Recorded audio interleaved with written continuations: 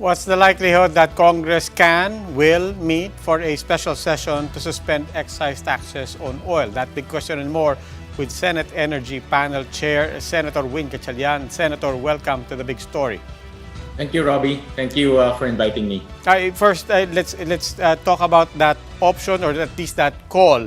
As you know, Congressman Salceda has been pushing very aggressively for a special session. What's your sense of the appetite for that in both houses of Congress? Robbie, while I'm open to the suspension, it should be the last resort.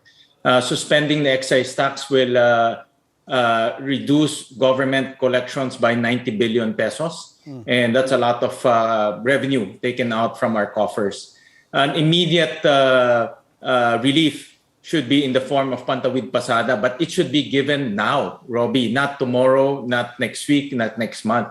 And we should double the subsidy to our PUV drivers by, it's being given at 2,000 per month per driver, which we double to at least 4,000 to 5,000 pesos per month per driver. We spoke with some economists. I think Mr. Emmanuel Leco is one of the people we spoke to, and some economists are saying we can actually forgo the excise tax and identify unspent funds. Not to mention even efficiencies, but even with the unspent funds every year, he said that's more than enough to cover anything that we might lose with excise taxes. I agree with that, Robbie. We still have the quick response funds of the president, where the president can use those quick response fund to give out subsidies. Doubling the pantawid pasada to 5 billion pesos is still within the range of those quick response funds.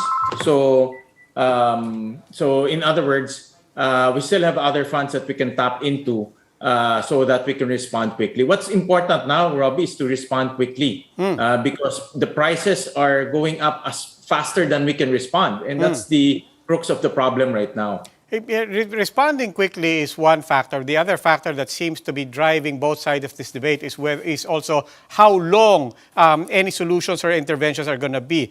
Some are proceeding from the assumption, as you've heard, na hindi naman siguro ito kasing tagal ng Gulf War. Some are saying, well, we really don't know. Where do you stand? What is your premise on this? Nobody has a crystal ball, Robbie. We just have to plan for the worst. We have to remember that Russia supplies about 5 billion barrels of oil to the global markets. That's about 12% of the global supply that comes from Russia. So meaning taking away 12% or 5 billion barrels of oil from Russia definitely will push out other countries like us because European countries will be forced to tap into, let's say, the Middle East or to other sources. So in other words, we have to plan for the worst. And this is where we are right now.